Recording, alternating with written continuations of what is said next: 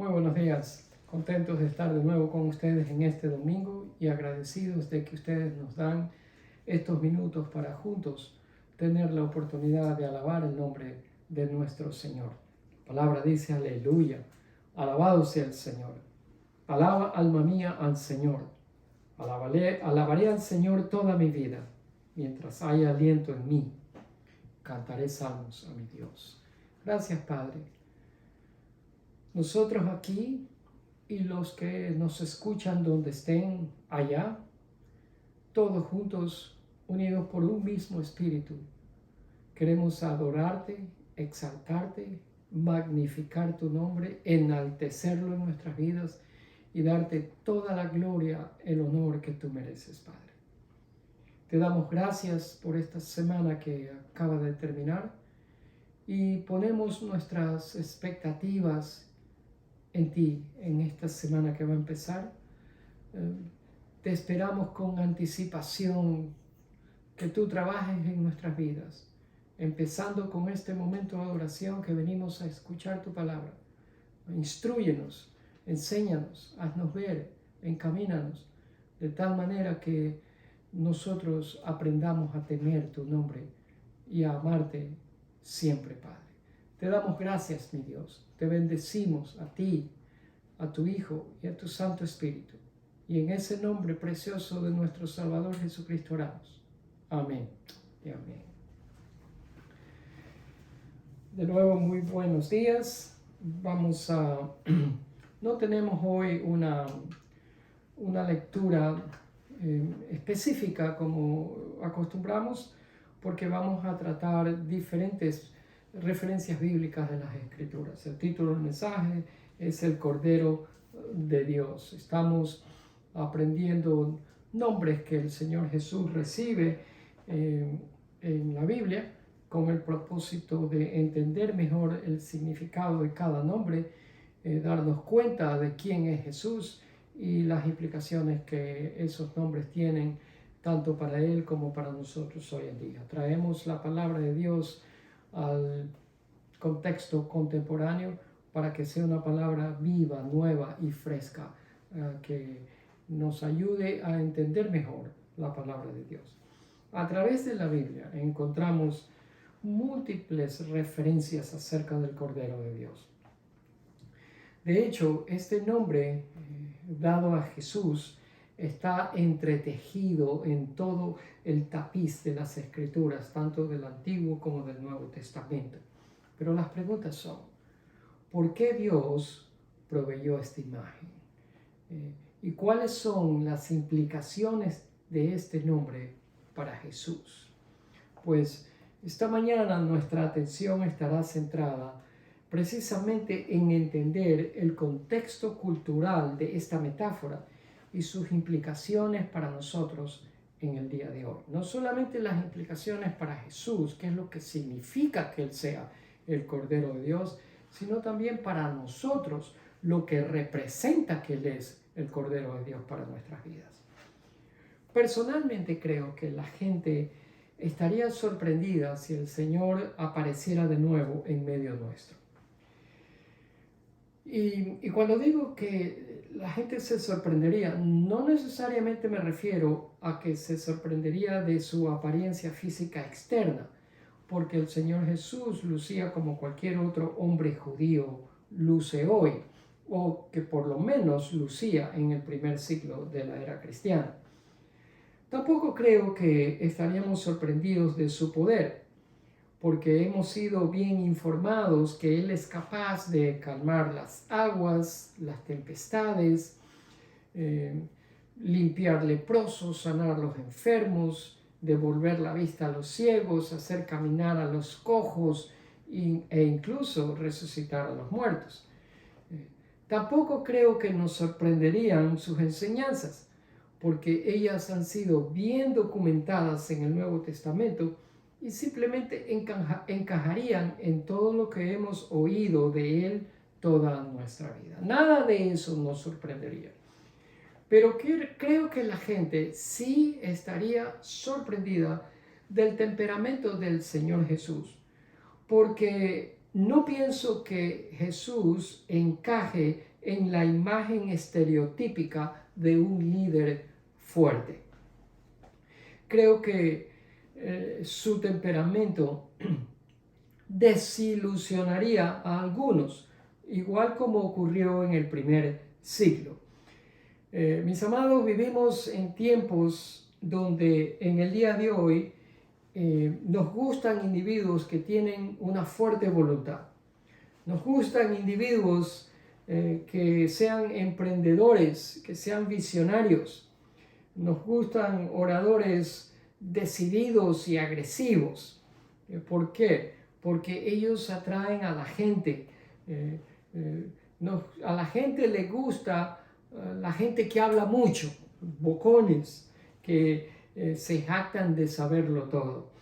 Gente así ejerce mucha influencia en las masas, pero Jesús no tuvo ese estilo, absolutamente. Es más, si usted no hubiera visto en aquellos días los milagros si usted no lo hubiera visto a Jesús en aquellos días haciendo milagros o enseñando a las multitudes, es probable que usted hubiera pasado al lado de él sin haberlo tomado en cuenta, sin haber reparado en la presencia de él. Así era de sencilla su personalidad y su temperamento. Hay un solo pasaje en el que Jesús describe su temperamento y no es necesariamente impresionante para la gente de hoy en día, que le encanta el poder y le encanta el carisma. Y ese versículo se encuentra en Mateo 11, 28 al 30, donde el Señor mismo de su propia boca dice: vengan a mí todos los que están fatigados y cargados, y yo los haré descansar. Lleven mi yugo sobre ustedes y aprendan de mí. Escucha ahí, que soy manso y humilde de corazón, y hallarán descanso para su alma, porque mi yugo es fácil, ligera mi carga. ¿Sí ven cómo él se describió a sí mismo en su temperamento? Manso y humilde de corazón. Ahora le digo, gente humilde y mansa no atrae a las masas. La gente sigue a aquellos que se proyectan a sí mismos como gente que sabe hacer lo que ellos dicen. Jesús era Dios, él tenía todo el poder del mundo, desde luego, pero nunca ni siquiera hizo el intento de impresionar a nadie. En ninguna historia narrada por los escritores del Nuevo Testamento nos dice que en alguna ocasión el Señor Jesús hizo algo específico con el propósito de impresionar a alguien. Y esto es de verdad sorprendente y es precisamente una de las cosas que más me atrae de la personalidad del Señor Jesús. El Señor Jesús tenía toda la habilidad para ejercer con toda fuerza el poder que tenía, pues como acabo de decir, Él era Dios. Sin embargo, teniendo toda la habilidad para ejercer todo el poder que estaba a su disposición, nunca lo hizo. Más bien fue conocido por su mansedumbre y humildad de corazón. Es más, cuando Juan el Bautista, profeta y primo del Señor Jesús, se refirió a él, dijo en Juan 1:29, al día siguiente Juan vio que Jesús se le acercaba y dijo, ¿qué dijo? Mire, el Cordero de Dios que quita el pecado del mundo. Y en Juan 1:36 dice algo parecido. Al pasar Jesús, Juan lo miró y declaró, mire, ahí está el Cordero de Dios. Me encanta el hecho de que la palabra de Dios, la Biblia, es realista y para nada se deja impresionar por el estilo de la gente de hoy, por nuestro estilo. La Biblia, escrita en los tiempos o en la era en que fue escrita, encaja perfectamente en cualquier tiempo o era en que nosotros estemos. Digo esto porque un cordero no es nada impresionante. Observe que el Señor Jesús en las Escrituras, en el Nuevo Testamento, nunca es llamado el oso de Dios. Sus seguidores tampoco nunca le dijeron el león de Dios.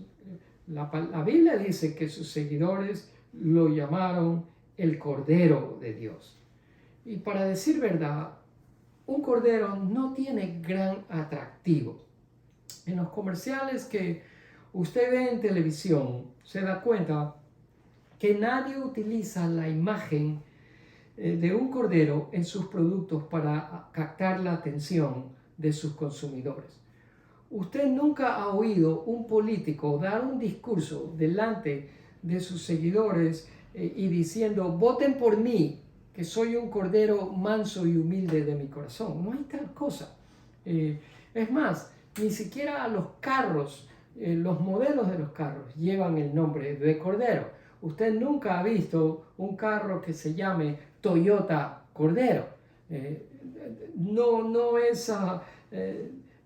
No trabaja de esa manera, no encaja con el estilo de nuestros tiempos, ni tampoco es atrayente para la naturaleza humana.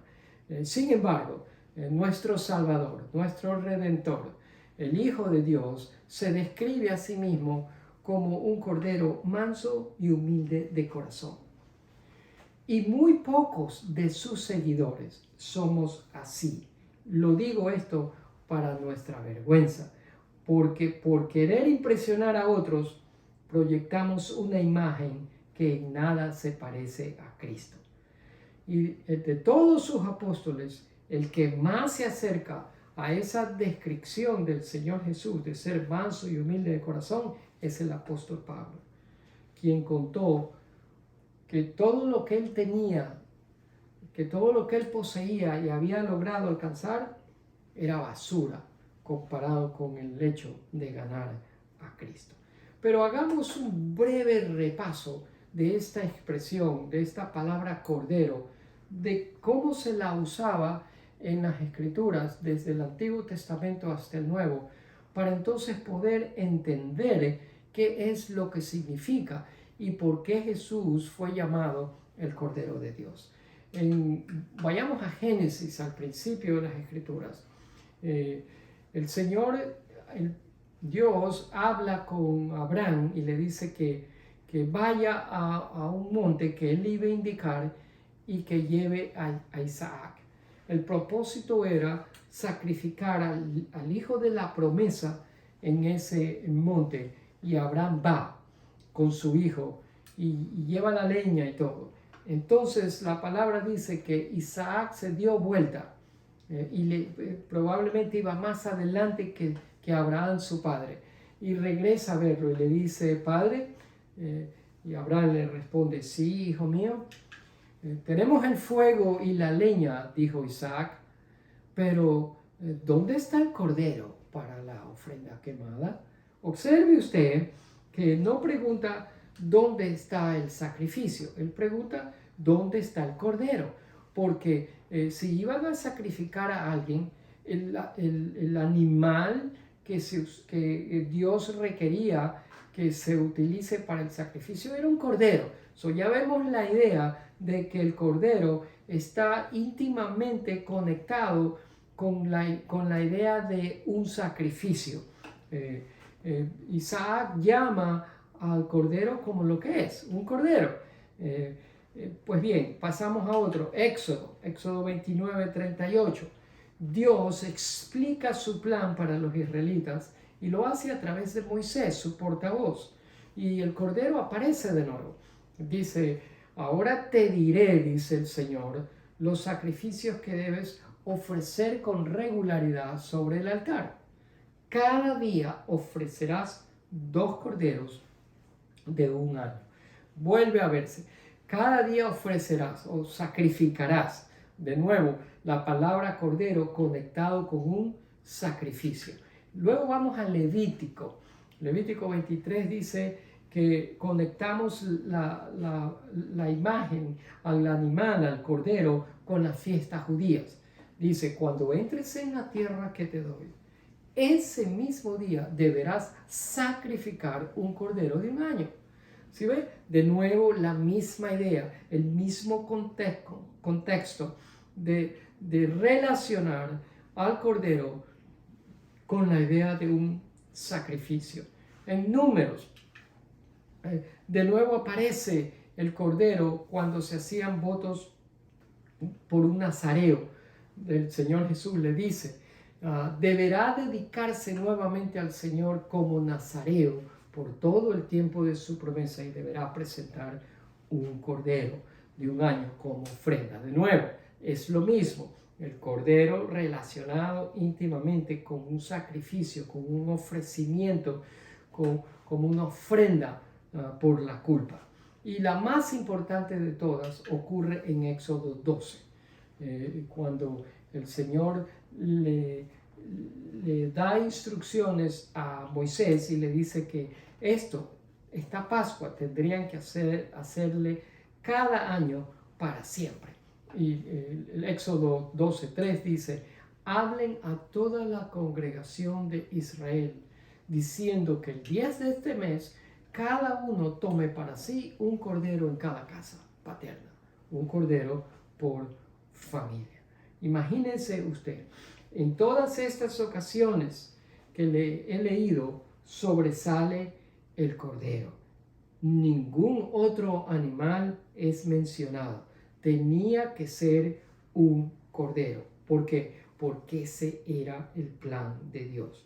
Ahora, ¿usted cree que los discípulos del Señor Jesús no entendieron cuando Juan el Bautista vio a Jesús acercarse y dijo, este es el Cordero de Dios? Miren, observan y vean el Cordero de Dios.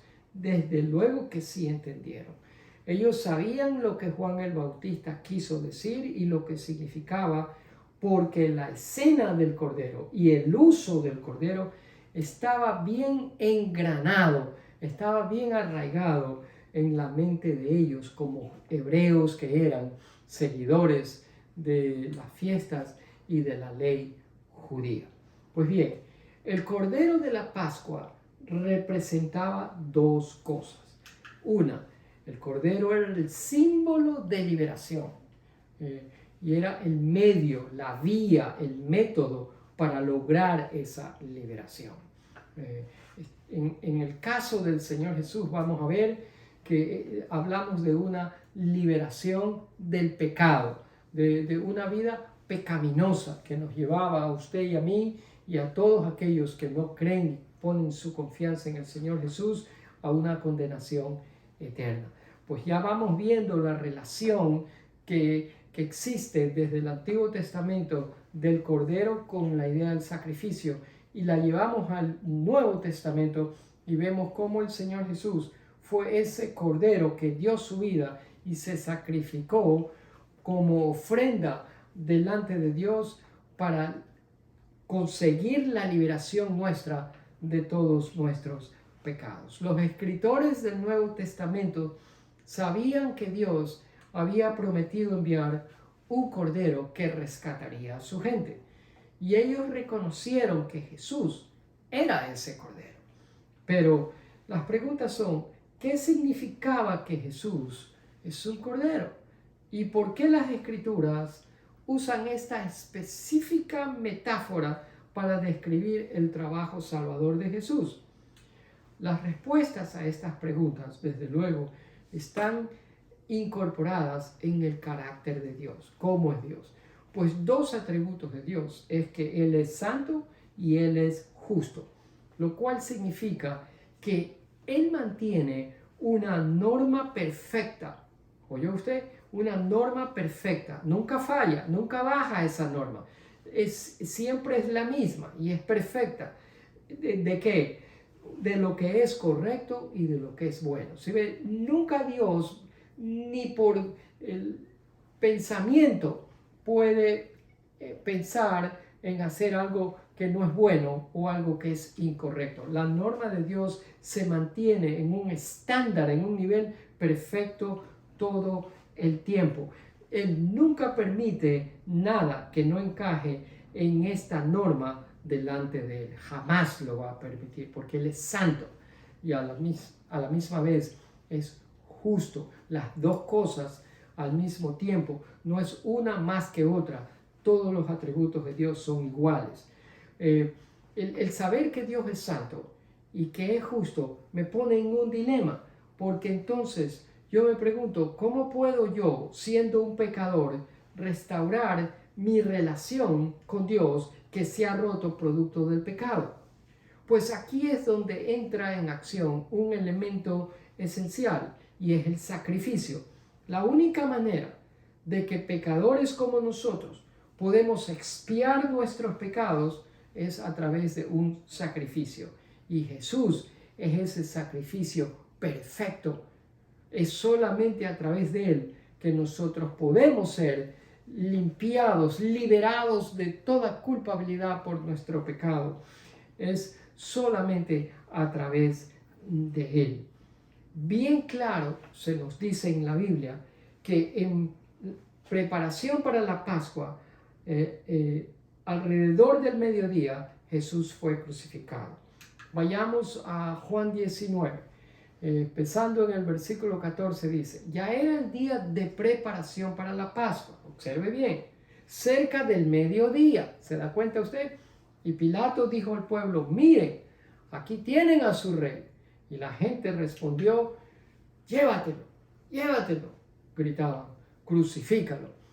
En ese momento, que de acuerdo a la ley judía, la preparación para la Pascua empezaba exactamente al mediodía, y vemos al Señor Jesús delante de Pilato exactamente al mediodía, previo en preparación para la Pascua, nos deja saber y ver que todo lo que habíamos mencionado del Antiguo Testamento se está llevando a cabo y cumpliendo en el Nuevo Testamento. Porque el Cordero de Dios, que es Jesús, el que quita los pecados suyos y míos, iba a ser sacrificado a la misma hora como la costumbre y la ley judía decían que el Cordero tenía que ser sacrificado al mediodía en preparación para la Pascua. Ese fue precisamente el momento en que el Cordero de la Pascua era sacrificado. El Cordero no era sacrificado por la gente que adoraba, sino por los sacerdotes que trabajaban en el templo. Y Jesús fue crucificado exactamente en el momento en que el Cordero Pascual, previo a la observación de la Pascua, sería sacrificado. Más allá de cualquier pregunta, el simbolismo es que Jesús es el Cordero Pascual de Dios, sacrificado para la liberación de nuestros pecados, los suyos y los míos. En Marcos 14:12, los discípulos dicen esto: el primer día de la fiesta de los panes sin levadura, cuando sacrificaban el Cordero de la Pascua, sus discípulos, ¿y ves? Cuando sacrificaban el Cordero de la Pascua, sus discípulos le dijeron a Jesús: ¿dónde quieres que vayamos y hagamos los preparativos para que comas la Pascua? ¿Sí ve? Iban a preparar la Pascua, pero la Pascua no era algo que se observaba, ni algo que se celebraba, ni algo que leíamos acerca de eso, sino que, como lo dice el texto bíblico aquí, la Pascua tenía que ser comida. La escena del sacrificio consistía en comer la Pascua. Y el Señor Jesús no les explica cómo ellos tenían que preparar la Pascua, pues eran hombres hebreos que venían de familias judías que por generaciones habían observado la tradición de la ley de preparar la Pascua, y ellos sabían cómo hacerlo. Pero de nuevo le digo, la Pascua se come, la Pascua no se la observa, la Pascua no se la celebra solamente, la Pascua debía de comerse. Esa era la manera en que el Señor lo instituyó. Luego en Isaías 53:7 dice que Él fue oprimido y afligido, pero no abrió su boca. Como un cordero fue llevado al matadero, y como un cordero que enmudece delante de sus esquiladores, tampoco Él abrió su boca. Eso lo dijo el profeta más de 600 años del nacimiento de nuestro Señor Jesucristo, profetizando lo que iba a ocurrir más adelante con la persona de Jesús, en donde el Cordero iba a ser sacrificado por los pecados del mundo. Y en Hechos 8:32 observamos una referencia que es en base a la que acabo de citar de Isaías 53. La porción de las escrituras que leía era esta.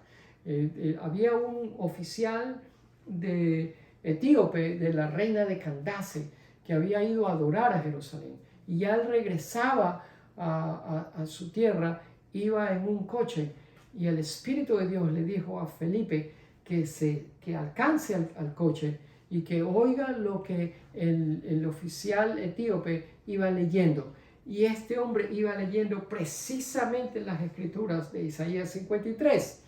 Y la porción de las escrituras que leía era esta: como oveja al matadero fue llevado, y como cordero mudo delante del que lo trasquila, así no abrió su boca. Y no solamente le he citado Marcos, le he citado en el Nuevo Testamento Hechos, pero cuando vamos al libro de Apocalipsis, desde principio a fin hay una imagen del Cordero sacrificado por los pecados del mundo. Ahora bien, no podemos no podemos negar que estas escenas que he mencionado, escritas por los escritores bíblicos, que tenían en mente no solamente el hecho de un animal, no simplemente un cordero, sino que tenían en mente mucho más que eso, porque no se trata de un animal solamente, porque un animal no perdona los pecados de nadie, pero se trata de una metáfora que implica que así como el cordero en la ley hebrea era usada para expiar los pecados de la gente, así también el cordero, pero no el animal, sino la persona de Jesucristo, iba a ser sacrificado para limpiarnos a nosotros de nuestros pecados. Bien, el recibir o el acoger a Jesús como el Cordero de Dios es un asunto de vida o muerte.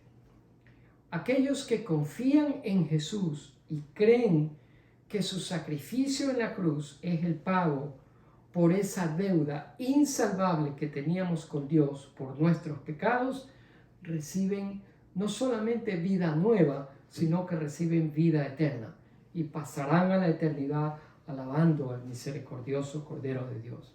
Ahora, si usted no ha hecho esto todavía, si usted no ha acogido o recibido a Jesús como el Cordero de Dios de su vida, entonces su futuro eterno no está asegurado. Y no habrá póliza de seguro que usted pueda comprar para asegurarse su futuro eterno.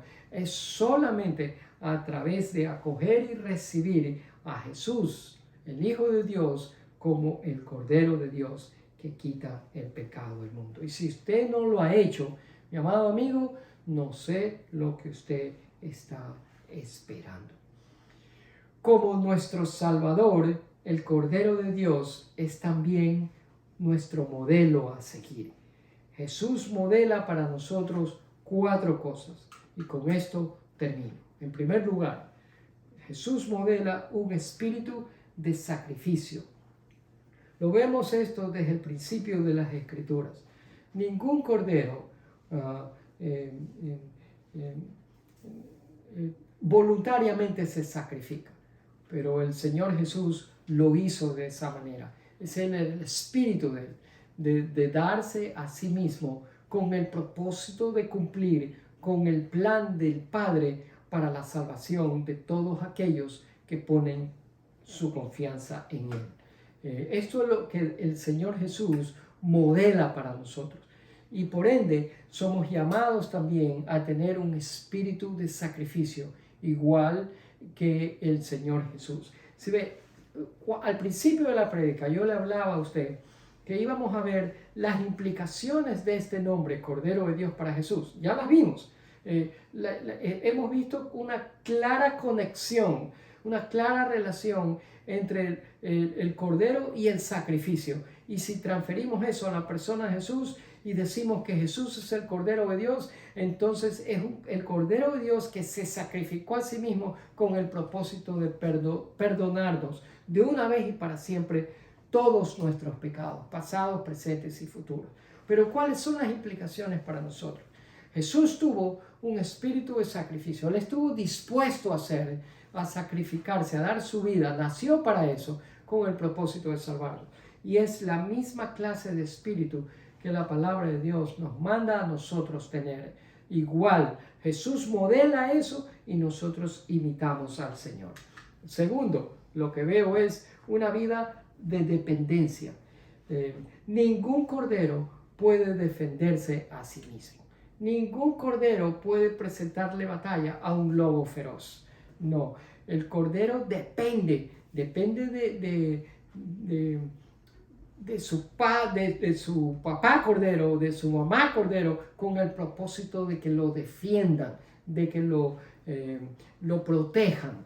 Igualmente nosotros, la palabra dice que no nos apoyemos en nuestra propia opinión, sino que le confiemos al Señor. Y eso es precisamente lo que hacemos. La idea es dependencia, fiabilidad en alguien más. El Señor Jesús no dependía de sí mismo siendo Dios, sino que dependía de su perfecta relación con Dios Padre.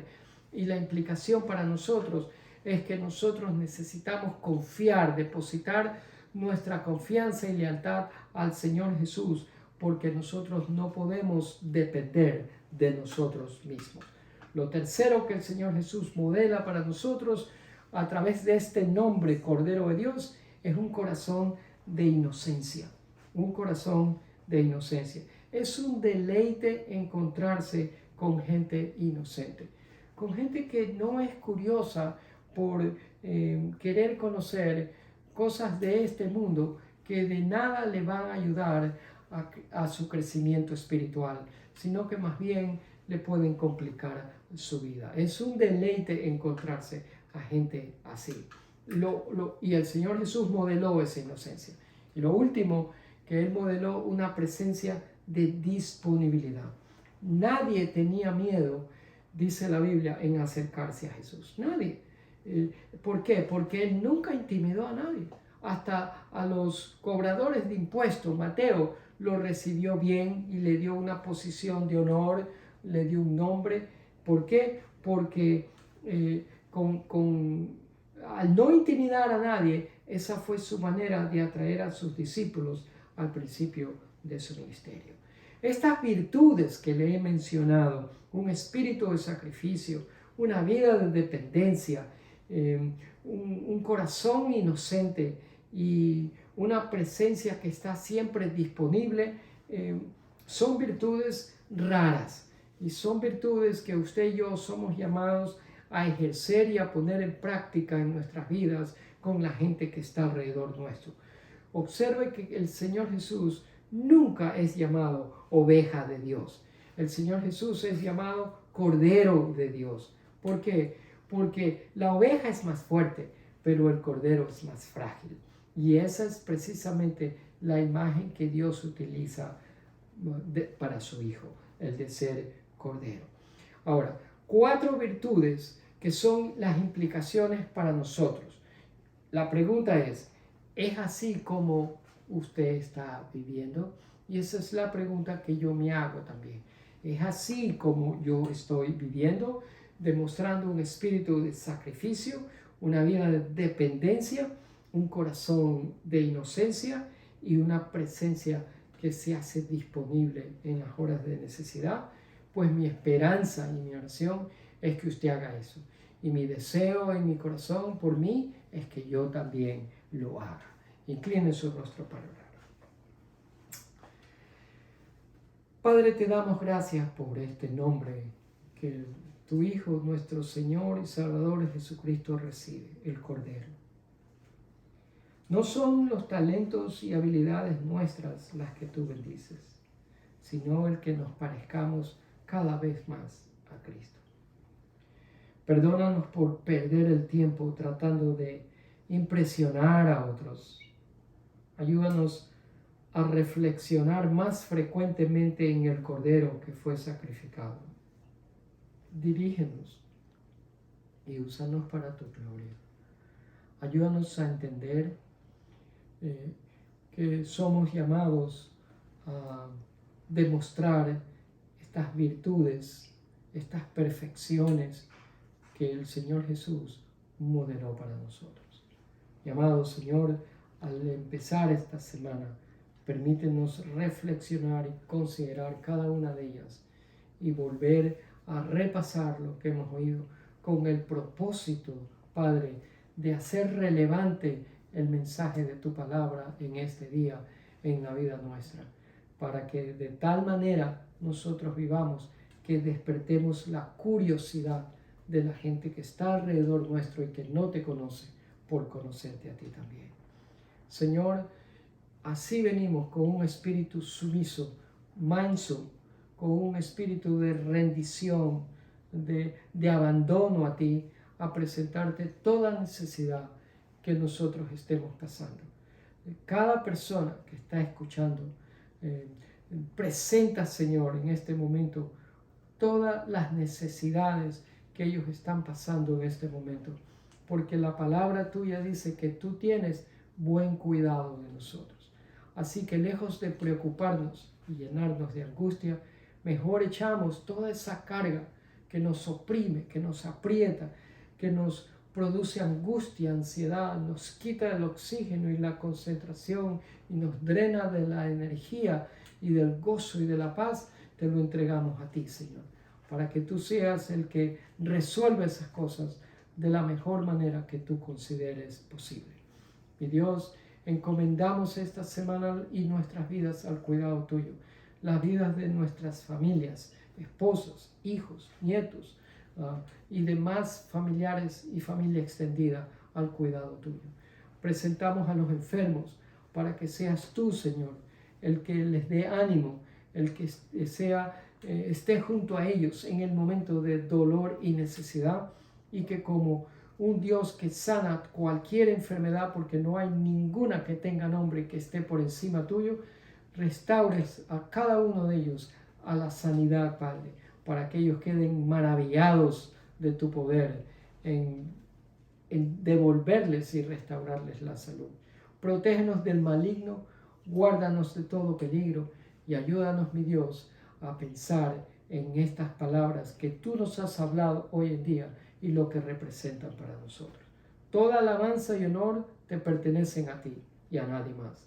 Por eso te bendecimos en esta mañana y te damos a ti toda la gloria, la honra y la adoración que tú mereces en el nombre de Jesús. Amén. Y los que ustedes están en casa y oyeron, también responden amén y amén.